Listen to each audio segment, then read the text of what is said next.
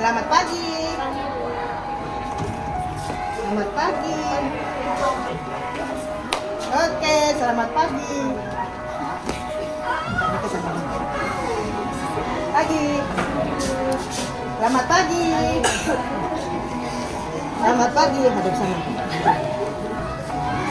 Selamat pagi. Selamat pagi. Wajahnya ke sana ya, Cek. Selamat pagi. Selamat pagi. Pagi. Selamat pagi. Selamat pagi. Hadap sana saya. Selamat pagi. Selamat pagi.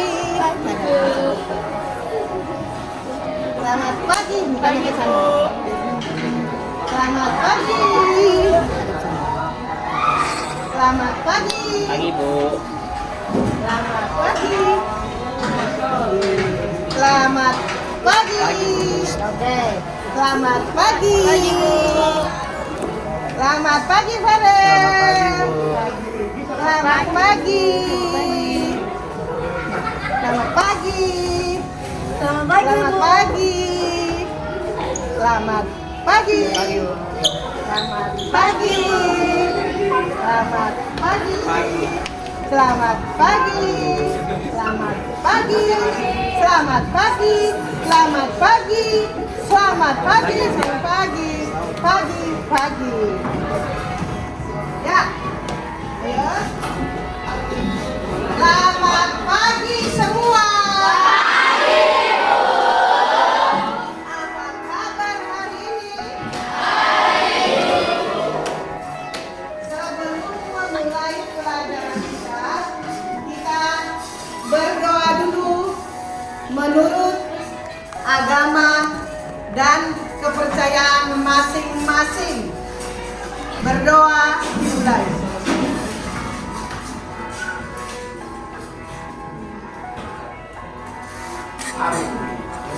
Selesai.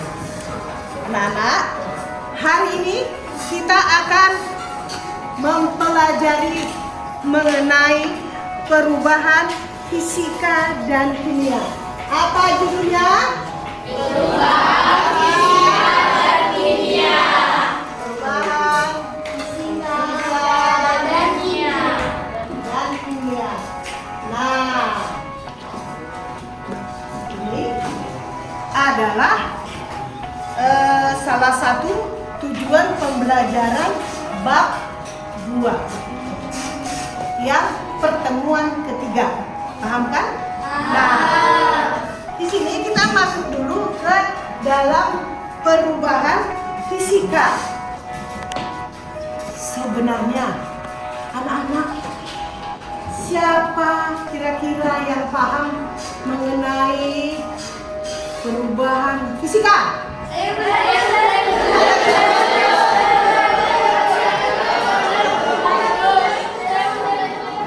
semuanya pintar bisa jawab. Coba Dinar, kamu jawab.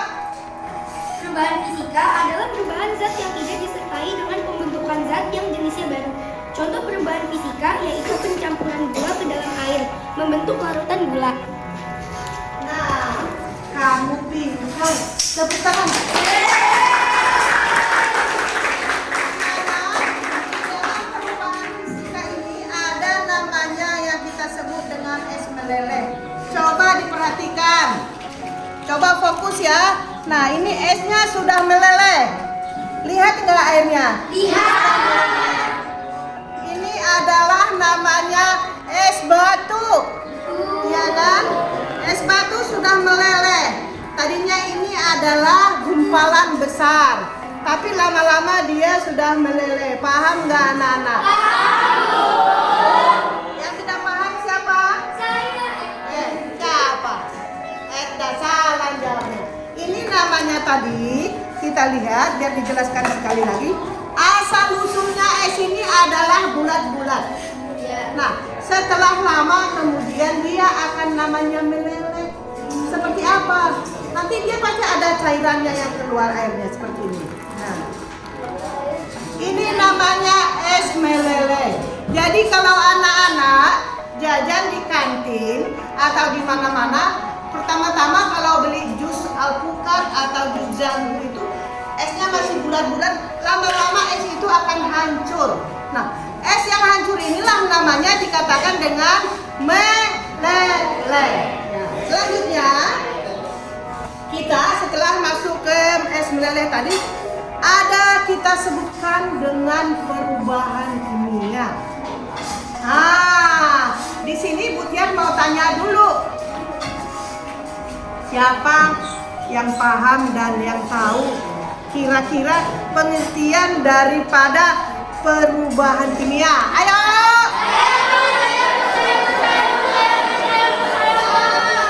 Semuanya bisa. Ibu tunjuk dulu namanya Juna. Juna mana? Ayo silakan Juna berdiri. Ayo. Materi sebelum perubahan berbeda dengan materi yang ada setelah perubahan itu. Lampu yang telah terbentuk tidak dapat membuat kembali seperti artinya perubahannya tidak bisa kembali ke bentuk semula atau disebut juga irreversible. Nah, Juna sudah bisa menjawab. Tetapi selain Juna ini juga teman-temannya pintar. Tapi yang beruntung dan ditanyakan sama Ibu Tian adalah Juna. Tepuk tangan buat Juna. Nah, selanjutnya kalau sudah tahu perubahan kimia, kira-kira di lingkungan kita atau di kehidupan sehari-hari, apa-apa saja yang kira-kira anak-anak tahu sebagai contoh daripada perubahan daripada kimia? Ada yang tahu? Coba.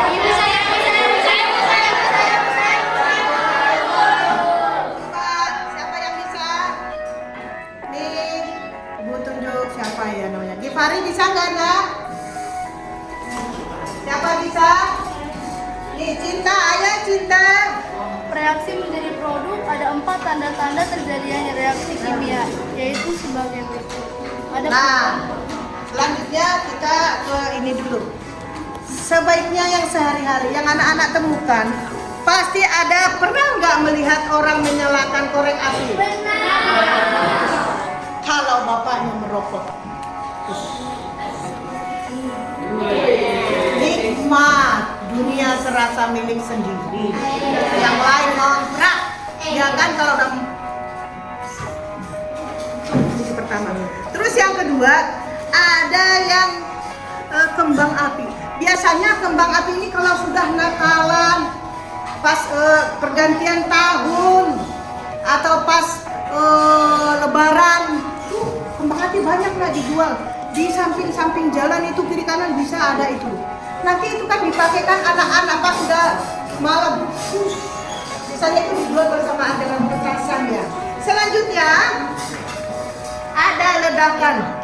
Waduh, kalau ledakan misalnya gini, ada ban pecah. Ban! Misalnya kaget.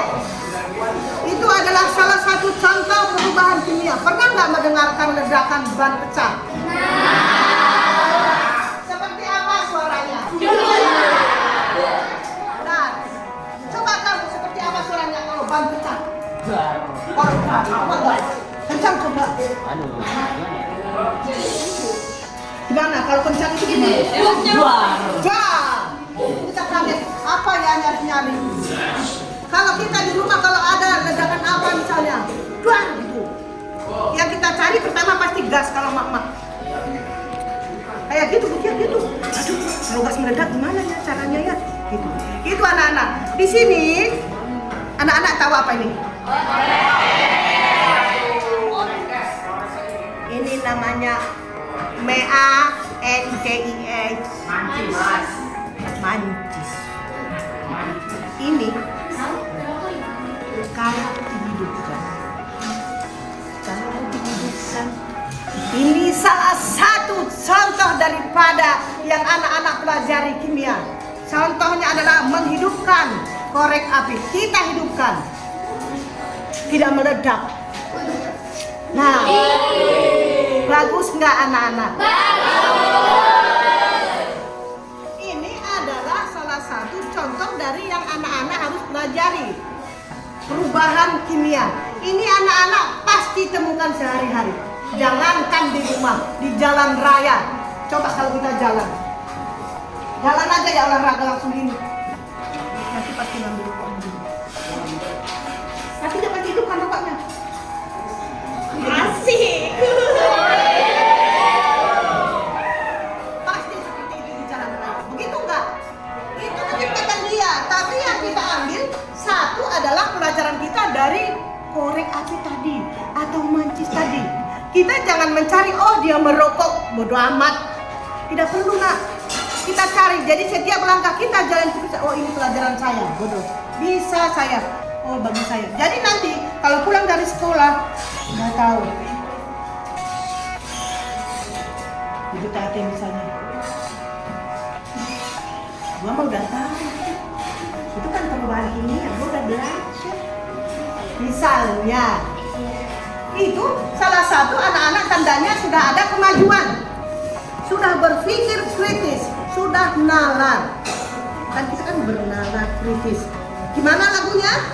Belajar Pancasila, beriman dan bertakwa pada Tuhan Yang Esa dan berakhlak mulia, berkebinekaan global, gotong royong mandiri, kreatif dan bernalar kritis. Nah, anak-anak sudah kritis. Bukan kritis ya. Kritis itu kalau di rumah sakit kan. Anak-anak sudah tahu. Kita cari yang positifnya saja kalau melakukan pekerjaan. Nah, mungkin anak-anak selain contoh hidup pernah selain contoh tadi menghidupkan korek api, kembang api, ledakan, ada mungkin anak-anak suka di rumah bikin donat atau kue. Siapa yang suka bikin donat orang tuanya?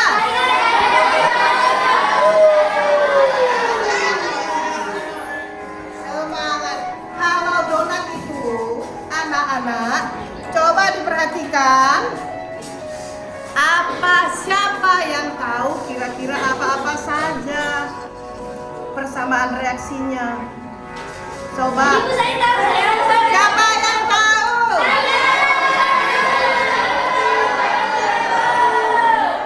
Iya, semuanya tahu. Tapi coba yang ibu tunjuk dulu, Cila. Coba kamu kasih tahu dulu sama teman-temanmu. Kamu kan di rumah mamanya suka membuat kue, donat dan sebagainya bolu. Coba kira-kira apa reaksinya yang ada di dalam yang kamu buat donat itu? Sebelum reaksi kimia atau disebut sebagai pereaksi, sementara donat adalah hasil yang diperoleh setelah reaksi kimia tersebut selesai. Donat adalah produk suatu reaksi. Dengan kata lain, persamaan kimia dapat ditulis sebagai pereaksi atau produk.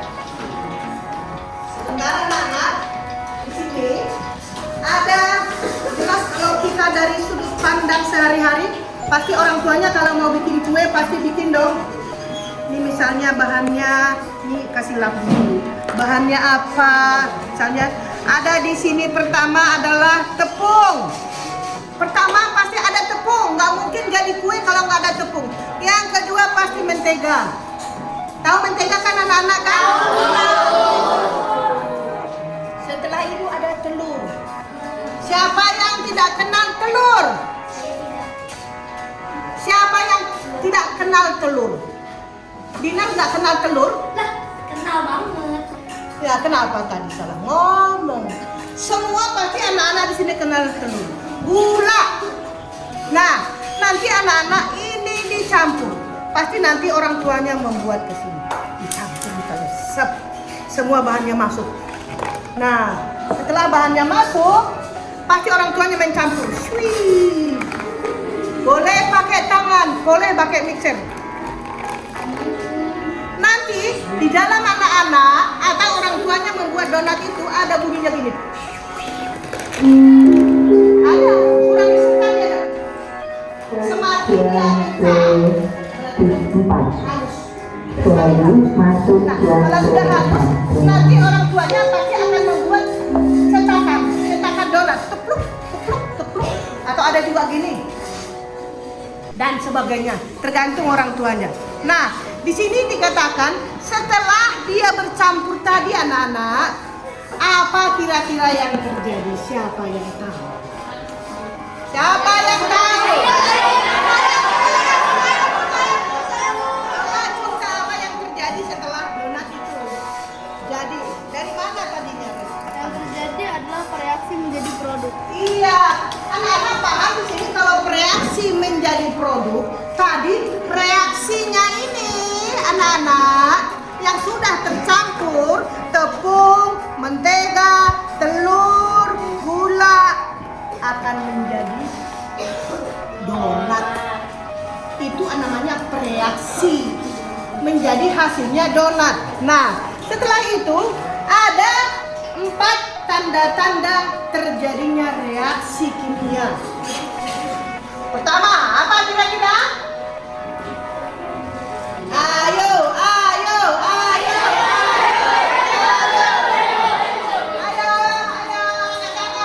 siapa lagi yang bisa? Semuanya bisa. Coba Kansa dulu. Apa yang pertama, Nak? Ada perubahan warna. Pernahkah kalian melihat orang yang rambutnya dicat menjadi warna rambut yang berbeda dari sebelumnya? Nah, ini adalah contoh perubahan warna kimia yang menunjukkan perubahan warna. Contoh lainnya juga terjadi ketika ibu memanggang kue sampai warnanya kecoklatan. Ketika 2 macam cairan yang berwarna bening, yaitu cairan timbal 2 nitrat dan cairan kalium ioda dicampurkan, maka terbentuklah warna kuning dalam campuran tersebut. Terima kasih.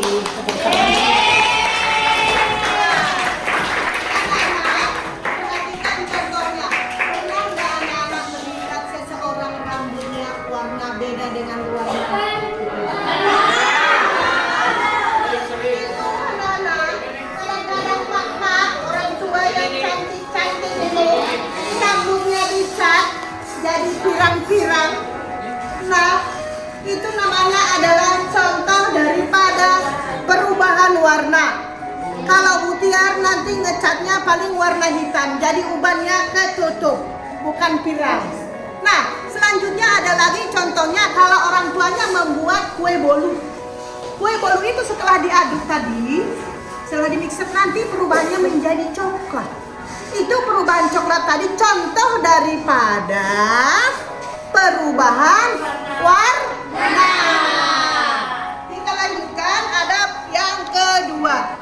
Di sini selain yang pertama perubahan warna masih ada lagi. Siapa kira-kira yang tahu?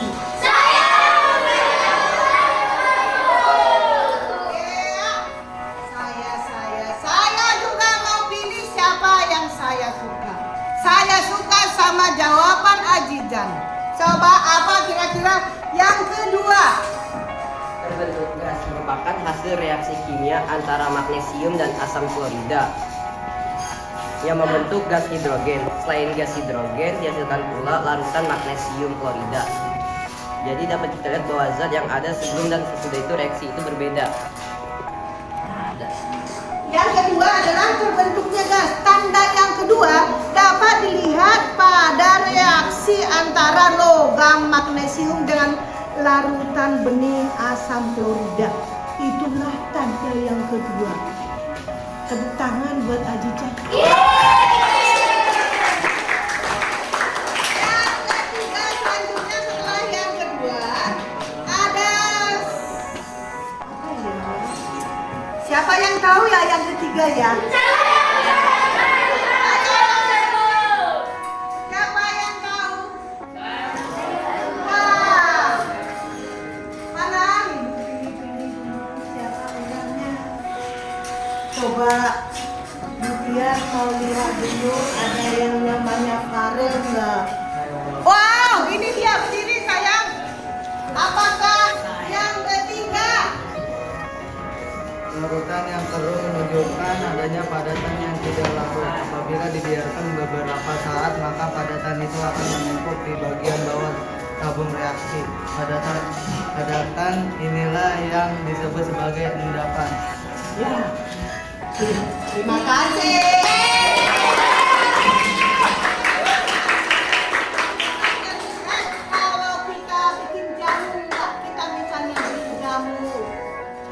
kita bikin, terus kita simpan di kulkas, ada endapannya, ya kan? Itu di atasnya boleh kita minum. Itu yang ketiga. Yang keempat, apa kira-kira yang barangkali yang mau jawab? Lisa mau jawab nggak? Yang ketiga apa Lisa? Barangkali mau jawab. Yang C, apa dia Lisa? Terbentuk endapan. Beberapa reaksi kimia menghasilkan endapan sebagai salah satu produknya. Padahal tidak ada endapan atau padatan pada reaksinya.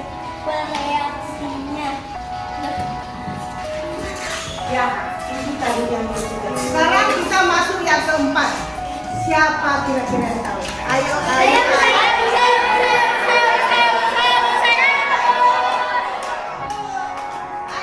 siapa lagi? Ayo coba Fadel. Fadel, Fahmi. Salam Mutiara. Ayo. Ada perubahan reaksi kimia yang terjadi pada saat terjadi ledakan menunjukkan adanya cahaya dan panas. Cahaya dan panas adalah dua bentuk energi. Reaksi lainnya yang menunjukkan perubahan energi adalah reaksi pembakaran logam. Magnesium pembakaran adalah reaksi dengan oksigen. Iya. Jadi kalau ada ledakan, tepuk tangan dulu, lupa ya. Kalau ada ledakan, adanya api. Iya kan? Nah, selanjutnya dari materi perubahan fisika dan kimia, kira-kira anak-anak sudah paham belum?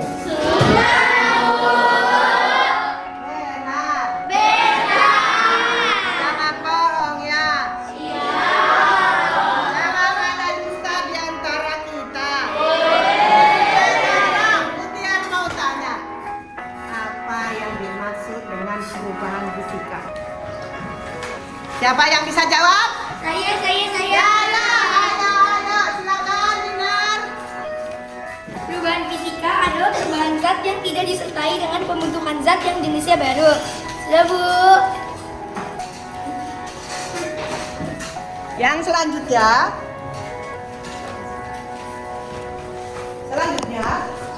ada perubahan kimia. Ada perubahan kimia. Siapa yang tahu perubahan kimia? Nah, siapa yang mau jawab? Angkat tangan. Coba, Aida. Perubahan kimia. Pada saat kegiatan apreseksi, kalian membakar potongan kertas yang kedua. Apa perubahan yang kalian amati? Apakah menurut kalian sebut atau abu yang dihasilkan adalah materi yang sama atau berbeda dengan kertas? Nah, inilah yang disebut sebagai perubahan kimia, yaitu materi sebelum perubahan berbeda dengan materi yang ada setelah perubahan itu. Tepuk tangan sudah. Anak-anak sudah memahami semua materi di sini. Berarti kita mengenai masalah perubahan fisika dan kimia sudah anak-anak paham kan? Sudah paham? Benar, Bu. Selanjutnya, kalau memang sudah paham mengenai materi ini, Ibu sampaikan sampai di sini materinya. Untuk selanjutnya nanti kita ada bahasan berikutnya. Tapi sebelum ditutup materi ini, kita kembali karena tadi kita awalnya berdoa memasuki pelajaran ini. Sekarang juga untuk mengakhiri pelajaran ini, biar anak-anak menjadi cerdas dan pintar, kita harus berdoa menurut agama masing-masing. Berdoa dimulai.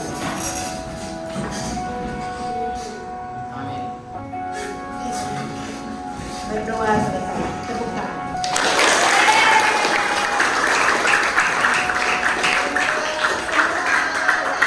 Semoga Ibu mendoakan semuanya jadi anak-anak cerdas. Sama guru, jangan melawan orang tua, biar orang tua jangan pusing. Terima kasih. Selamat.